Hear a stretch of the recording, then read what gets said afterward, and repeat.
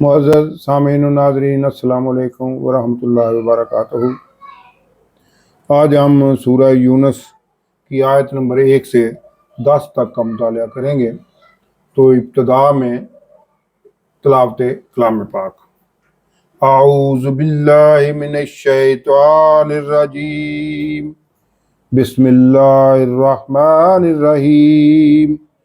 الف لام را تلک آیات الکتاب الحکیم، آکان للناس عجبا ان اوحینا الی رجل منہم ان انذر الناس وبشر الذین آمنوا ان لهم قدم صدق عند ربهم قال الکافرون ان ھذا لساحر مبین۔ صدق اللہ العظیم۔ اب اس صورت ان آیات 1 سے 10 تک کا اردو ترجمہ اور تفسیر النور۔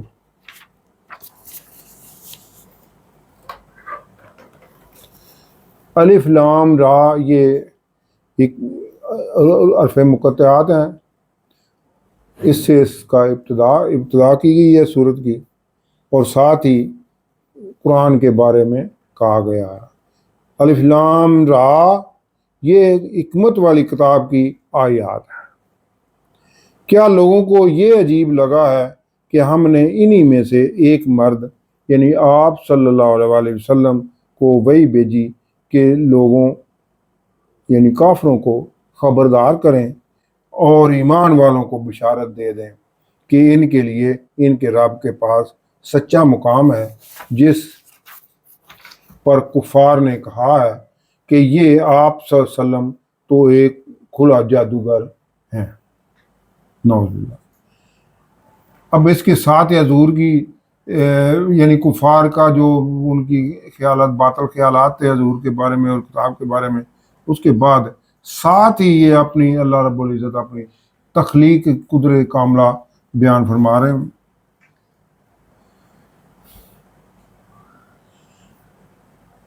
بے شک آپ صلی اللہ علیہ وسلم کا رب اللہ ہے، جس نے آسمانوں اور زمین کو 6 دن یعنی 6 ادوار میں خلق کیا۔ 6 دن سے مراد 6000 سال بھی ہو سکتے ہیں، کیونکہ اللہ نے رب العزت نے سورہ سجدہ کی آیت نمبر 5 میں اس طرف اشارہ بھی دیا ہے۔ کیا ہے اس کا ترجمہ کیا ہے؟ نظام قدرت یعنی چلانے کی تدبیر، کہ وہ آسمان سے زمین تک کی تدبیر فرماتا ہے، یعنی نظام قدرت چلانے کے لیے۔ پھر وہ اس کی طرف وہ امر اس کی طرف ایک دن میں چڑھتا ہے، جس کی مقدار 1000 سال ہے، جسے تم شمار کرتے ہو۔ یعنی ہمارے سال 1000 سال گزرے تو اللہ رب العزت کی پلاننگ ایک دن کے لیے ہوتی ہے۔ تو یہ 6 ادوار کیونکہ تخلیق ہے، اس میں عوامل تمام اسباب، کیونکہ قدرت کاملہ نے تخلیق کی کائنات، تخلیق کو تمام اسباب و واقعات سے اور وقت پر جو ہے نا وہ موقوف کیا ہوا ہے، ان کے لیے وقت درکار ہے۔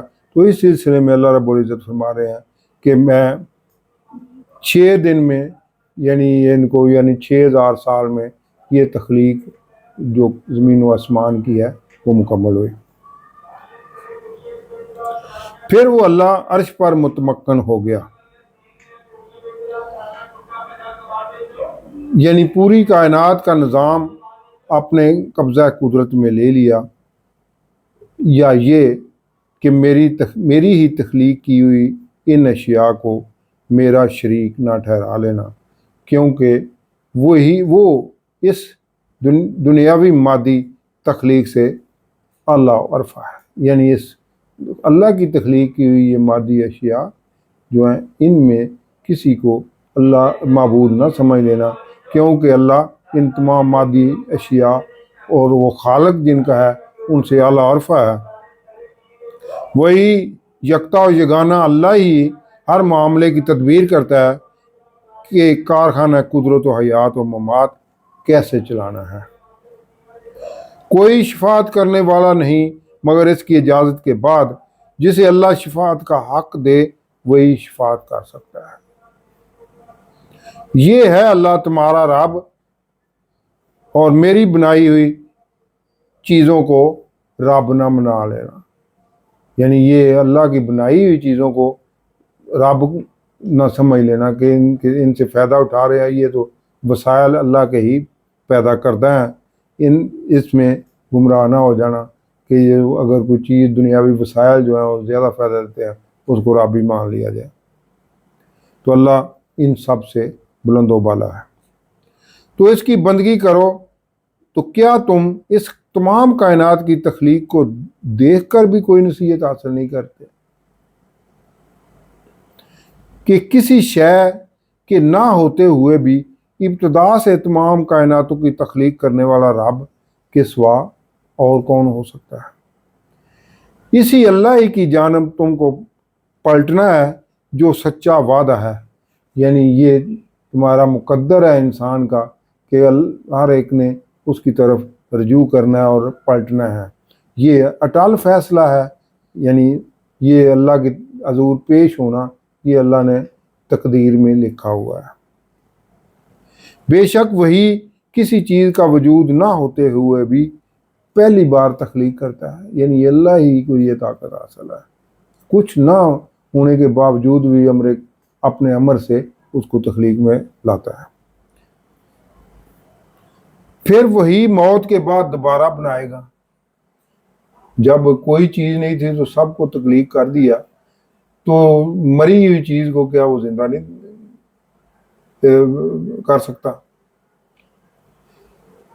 تاکہ جو ایمان لائے اور انصاف کے ساتھ آپ اچھے اعمال کرے تو ان کو صلہ دے، یعنی یہ موت و حیات کا کھیل اللہ نے اس لیے رچایا ہے کہ جو اچھے کام اور اس کے احکامات کی پابندی کرتے ہوئے اپنی زندگی گزارتے ہیں ان کو اجر دیا جائے، اور جو ہدایت ملنے کے بعد بھی گمراہی کا شکار رہتے ہیں ان کا تو حق ہے نا کہ ان کو یوم آخرت کو عذاب دیا جائے۔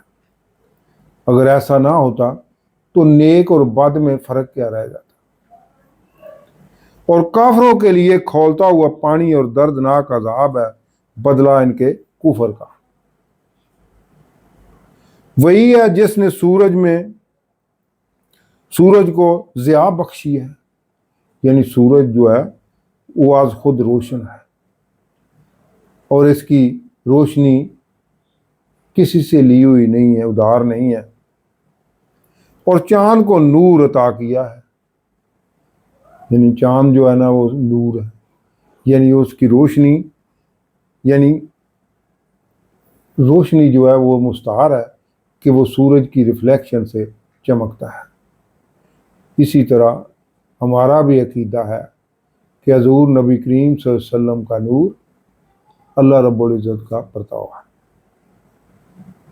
سوچیں ذرا، نور اور روشن میں فرق، ایک خالق ہے وہ نور ہے، اور ایک اس نور کی ریفلیکشن ہے وہ حضور نبی کریم رؤوف الرحیم کی ذات ہے۔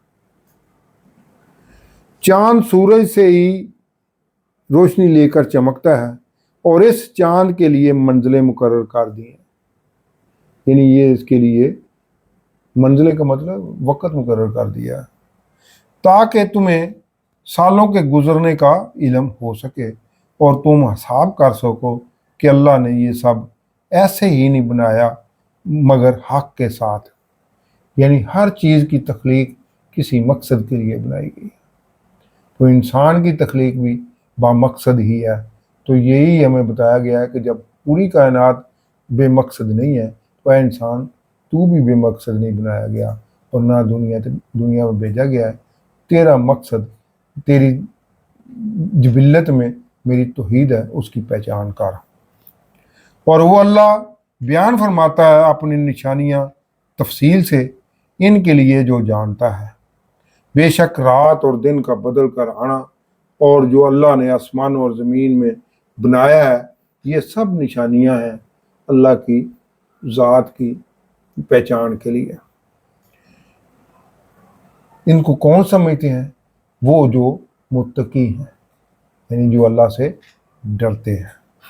بے شک وہ کافر جو ہمارے ملنے کی امید نہیں رکھتے، یعنی کفار اللہ کو تو کسی نہ کسی طرح مانتے ہیں مگر رب کی الوہیت اور قیامت پر یقین نہیں رکھتے تھے، اور وہ دنیا ہی کی زندگی پر مطمئن ہو گئے ہیں، اور جو ہماری آیات سے غافل ہیں ان کا ٹھکانہ دوزخ ہے، بدلہ ان کی کمائی کا۔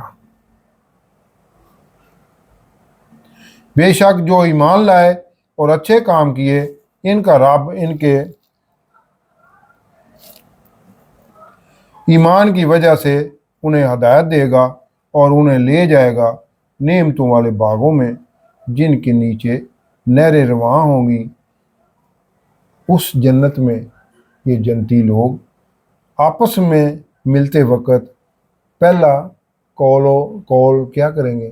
ایک دوسرے پر سلامتی بھیجیں گے، اور ان کی دعا کا اختتام ہوگا کہ اے اللہ تو پاک ہے اور تمام حمدیں تیرے ہی لیے ہیں، اور تو ہی رب العالمین ہے۔